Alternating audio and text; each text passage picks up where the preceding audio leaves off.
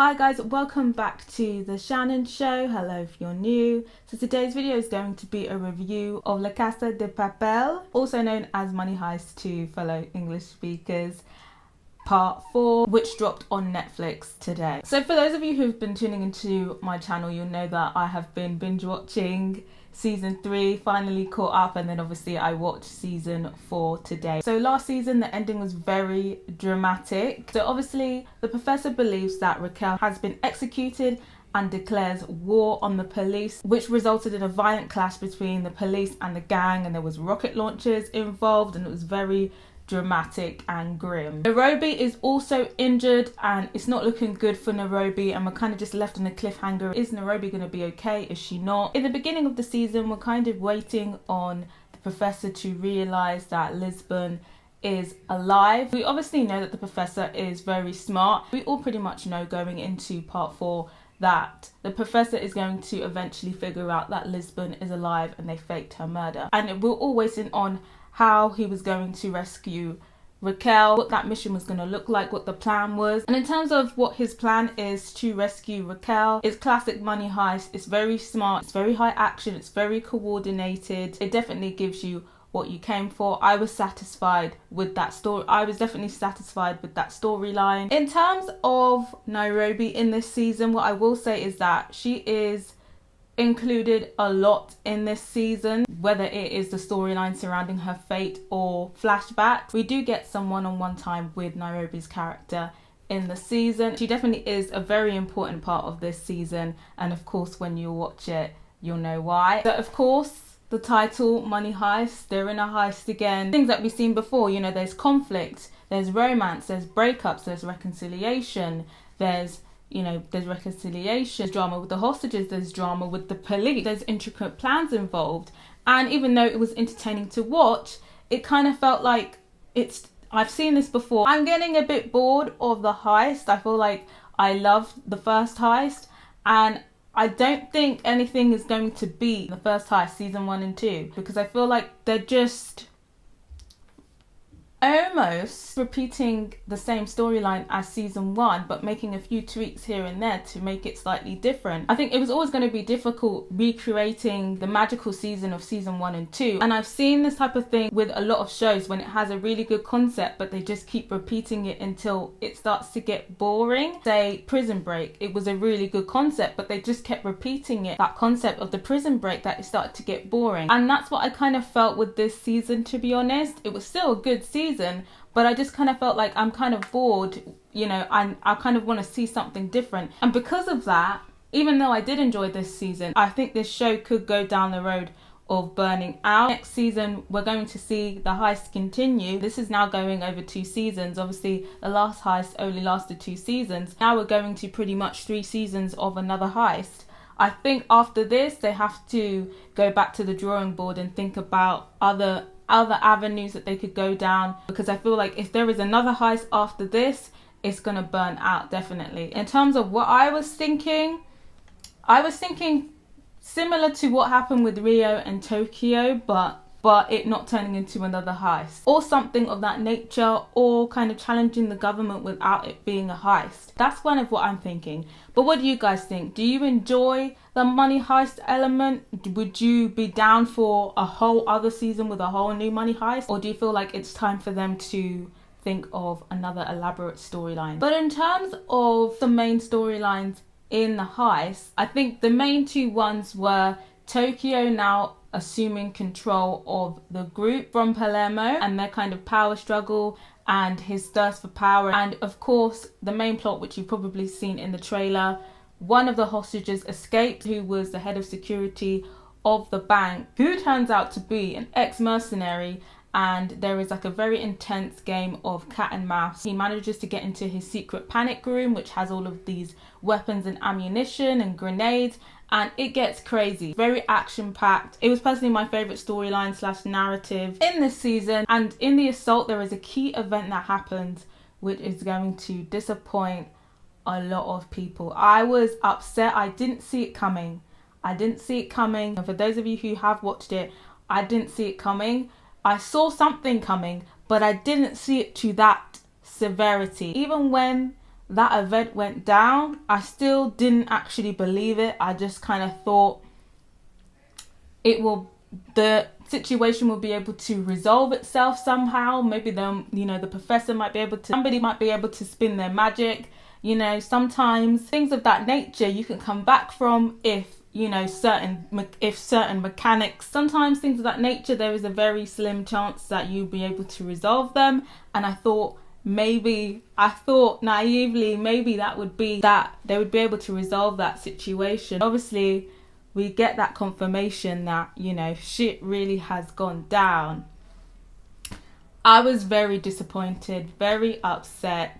And I know a lot of people are going to be very disappointed by the outcome. But I definitely respect the writers' decision to do that, because I think they definitely have been playing it safe, especially with situations involving the main cast. This event was definitely needed, and it was definitely going to come, whether it was going to be in the final season or before that. Without spoiling anything, let me know how you felt in words about that whole event and the outcome of it. I know you know what event I'm talking about. And the sequence that they put, and I think the sequence after that came attached to that event, was very beautiful and was a good way to kind of conclude that story.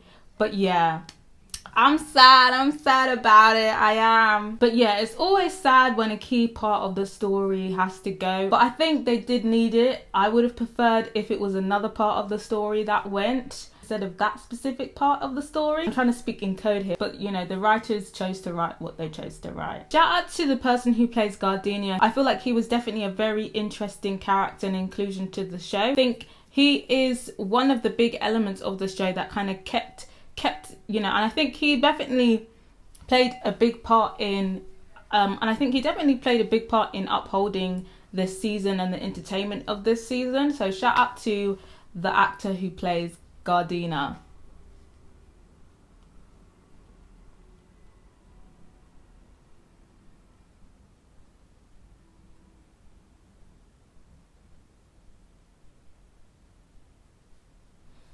So I guess the other kind of storylines, and I feel like the key thing we should talk about, is Berlin's inclusion. And Berlin is present in the season in flashbacks regarding this heist.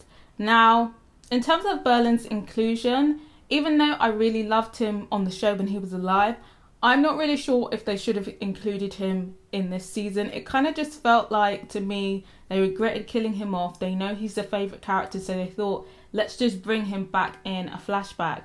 Now, in terms of him now being a part of the infancy of this idea of robbing the Bank of Madrid, again, to me, kind of just felt like the writers had threw this in, because I think it's very strange how we're only hearing about Berlin's involvement in this whole plot now. I'm not sure why the professor would have only brought only Berlin on that specific one instead of just bringing everyone in it. I think that, to me personally, didn't make sense. Maybe I'm missing something. And another thing is, with these flashbacks, we kind of see more of a human side to him. We don't really see the Berlin we all love, the narcissist. Yes, sometimes he has this human side to him and, more compassionate side, but most of the time it's the villain that we hate to love. So in terms of like this whole humanization of him as this like normal human being, call me crazy, but I missed villain narcissist Berlin. If they were going to bring him back in a flashback, I felt like that's what he should have been. So yeah, I just kind of feel like I'm not really sure if he was really even needed in this season, even as a flashback. I feel like his inclusion didn't satisfy that I missed his character on the show. But what do you guys think of Berlin's inclusion in the flashback? Do you think it added a nice touch to the season? Did it quench your thirst for not seeing him on screen? Did it quench your Berlin thirst? Or do you feel like they probably should have just let it go after they killed him off? Let me know what you think. We also see another storyline of Rio, who is recovering from PTSD. And there's who's recovering from PTSD when he confides in Monica about it. That was a nice touching moment, but I feel like it was on a very superficial level.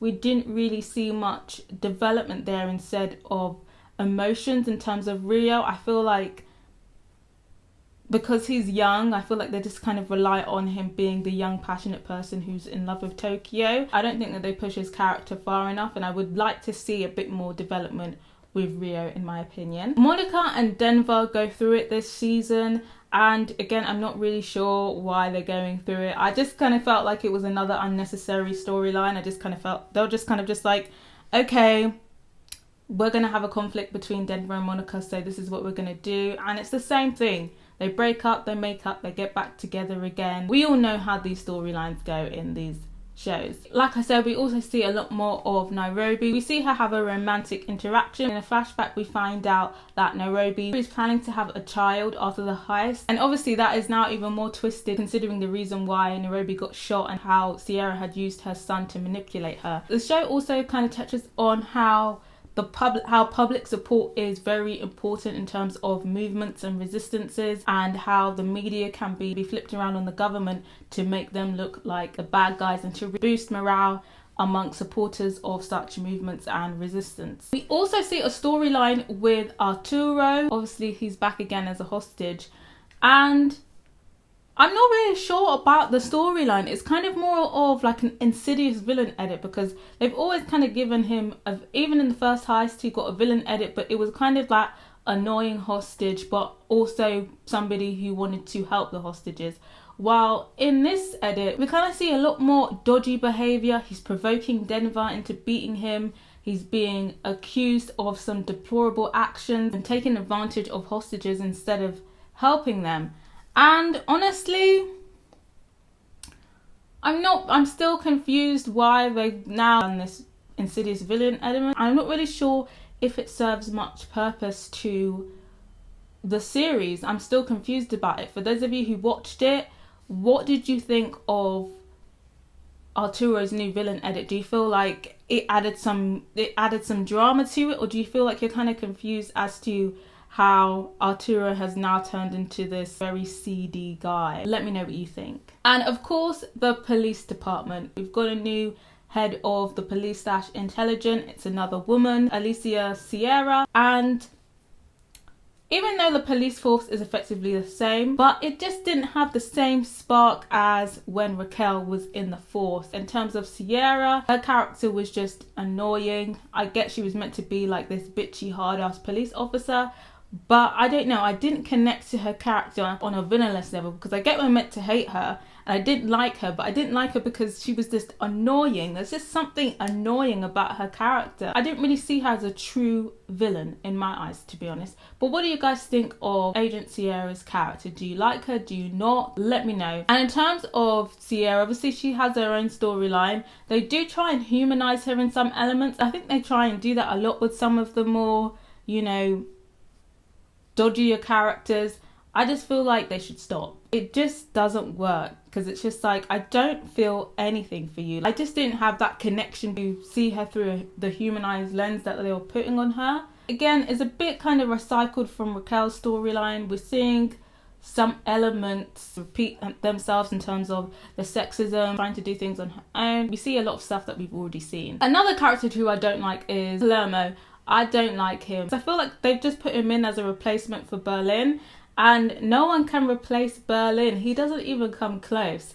Again, we know he's the villain, but again, he's an annoying villain rather than the villain that you love to hate. But I guess it was always going to be difficult trying to be the new Berlin. And also they have a new character in there. It's kind of a small role. I think maybe they might give her a bigger role next season, but it's Denver's god sister gets involved in the heist through coming in as a fake hostage. I'm not gonna lie, I feel like her is like low-key problematic. I feel like it's backhanded inclusion here, because she's meant to be, her character is trans, but I just feel like it's always going to be backhanded representation when you're having trans representation and the actor is not even trans. I feel like you shouldn't bother making a trans character if you're not going to hire a trans. And then also on top of that, yes, she said that her city name was Manila.